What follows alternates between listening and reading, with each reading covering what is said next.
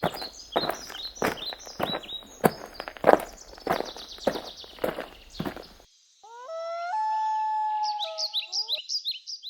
everyone, this is my first video where I'm actually going to be covering specific pieces of gear. All my videos to date have been just documenting and highlighting various trips that I've gone out on. But today we're going to be looking at this new pot that I've recently purchased. It's a Stanco Grease Pot, and this has been a popular pot over the years for ultralight thru-hikers that have a very small budget. This is actually a grease pot, as I said, made by a brand named Stanco, and it's made with the intention of sitting in your kitchen collecting grease and fat droppings, but it happens to be made of aluminum. It's very thin and it's very light, and it costs less than $10. You can pick these up on Amazon, which is where I ordered mine. When you get the pot, it comes in a little plastic baggie. I pulled that off, just a little protective baggie. And it's essentially a three-piece pot. You've got your lid with a little plastic handle there, and then inside is a little strainer. That's to strain out the grease or the fat from any other particles that you don't want to collect with your grease. And then of course your pot. Now, the purpose for me buying this pot is because I'm preparing to go on a 6-day trip up onto the Uinta Highline Trail of Utah here. And normally in the past I've been using the freezer bag cooking method, which usually you just pack your food in a freezer bag, you boil your water, which in the past I've been using a GSI Halulite kettle here, and for ultralight I usually use a little homemade alcohol can stove, as it's called, and I usually boil my water on the pot there, or in the kettle on the alcohol stove there. And once water was boiled or near boiling, I would just measure out the water I needed, put it into the food in the bag here, and drop it into this little cozy, and then just let that sit for 10 or 15 minutes. And that would usually be sufficient, and the food would be rehydrated, ready to eat.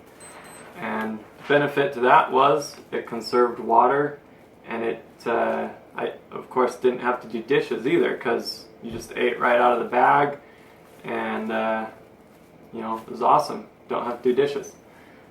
Now, on an extended trip though, I'm starting to think that it might be worth doing dishes, just so I don't have to carry the slimy, grimy baggies that'll accumulate over the week.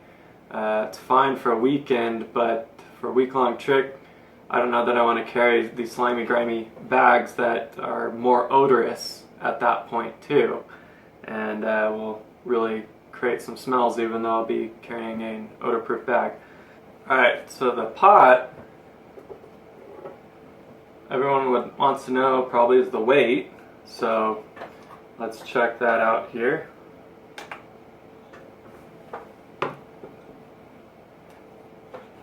So, assuming you take this out for on the trail, if you were to just use the lid and the pot, it weighs 3.6 ounces. Weight of this pot with the strainer and the lid as it comes out of the package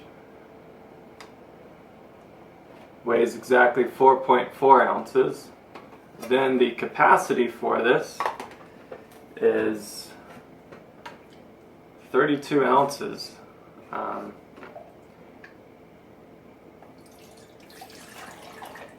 to show you here. There you go, full 1 liter of water, or 32 ounces, fits right into this pot, and that's right about to the lip of it. Again, picking on the alcohol stove here, I can boil my water that way, and then I'll be able to dump my food directly into the pot, close it up, and then I'm gonna make a cozy that will serve the same purpose as this. It's an insulative barrier that helps insulate and retain the heat while your food rehydrates. So in place of the freezer bag cozy, I'll make a pot cozy that will go around this pot and do the same job, and then the food will sit in there 10-15 minutes, and then be able to eat right out of the pot. And of course at the end then I will have to do dishes there, but in this case conserving water is not going to be a concern. The Uintas are full of water, so we'll have water all over the place to drink from and use for whatever we need. So I'm not going to be concerned about conserving water in my camp. For the first modification of this lid, you'll want a screwdriver, a bit of, this is called some glow wire, or you can get it at local outdoor retailer stores, outdoor recreation shops. It's sold as just reflective cord to tie out your tent stakes, guy lines with, and so forth. Of course you'll want a lighter to seal up the ends of the cord there, and of course scissors to cut it to length. So I'm going to take the screwdriver here and just take out this little screw here. And the reason I'm taking this little plastic handle off is because I've read on forums elsewhere that for some people they either had problems with it just cracking on them or melting. I don't know that it would get that hot enough to melt, but other people have said they've had issues with it melting, so I definitely don't want that. But for me, most importantly, is when I make the pot cozy, I'm going to have a lid that goes over it, and rather than trying to accommodate this with the cozy lid with around the plastic handle there, I'm going to use this cord to make a little handle, and that way it can just fold flat over, and the pot cozy lid can go rest right across the top there without anything protruding out. So this is what I'm going to do, is I'm going to take some of this spare cordage I have, and going to make myself a little loop here. I'm going to push that through the hole, twist it around a little bit, get it through. That looks good. Just give yourself about an inch, inch and a half there. Looks like a good spot to stop there. And so I'm going to pull that back out and then tie it off here.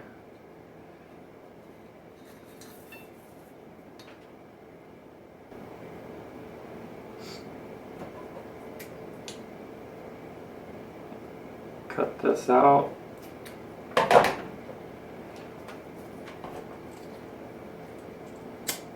Seal it up.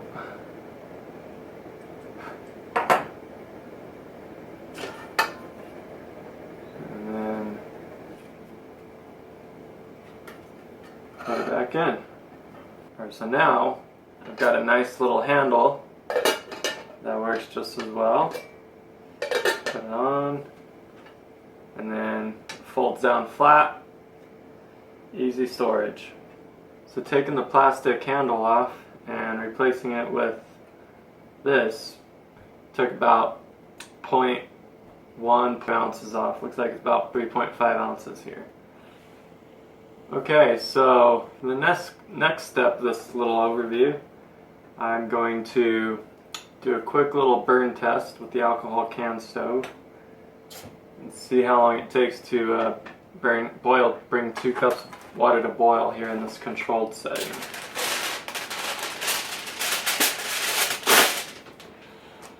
So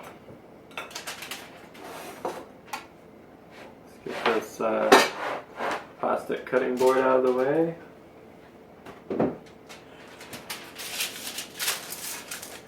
Place down some foil here. Take my stove. Fill her up.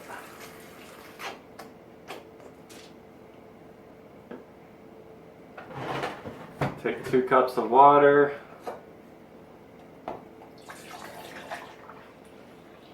2 cups because that's pretty typical of most backpacker meals. And then I'm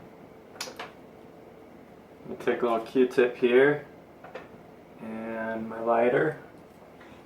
Dip that into the fuel, light that up, and light that, and then let that go for a few seconds.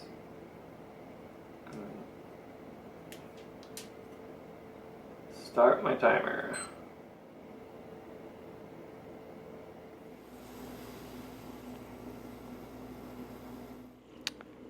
Okay, we're coming up on 5 minutes now.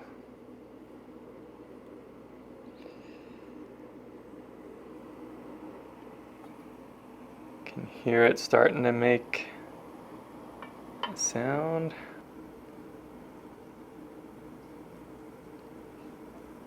And as expected, about 5.5 minutes in, 5:40, 5:50, and I'd say that's a rolling boil.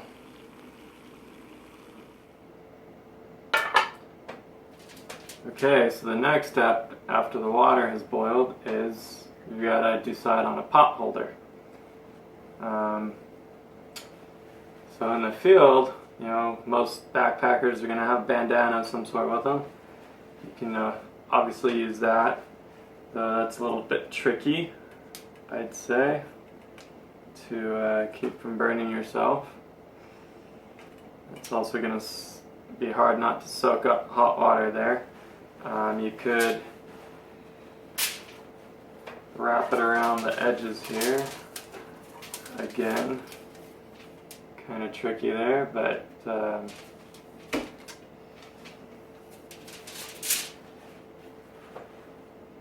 you could use one of these aluminum pot holders. They work very good. You can use that to set that down into your pot cozy or move it off the fire. These are going to add a little bit of extra weight, offsetting the benefit to the weight savings of getting this to begin with. I happen to have an old GSI Minimalist that I've also used from certain trips, but it comes with this little handy little silicone pot grabber right here, and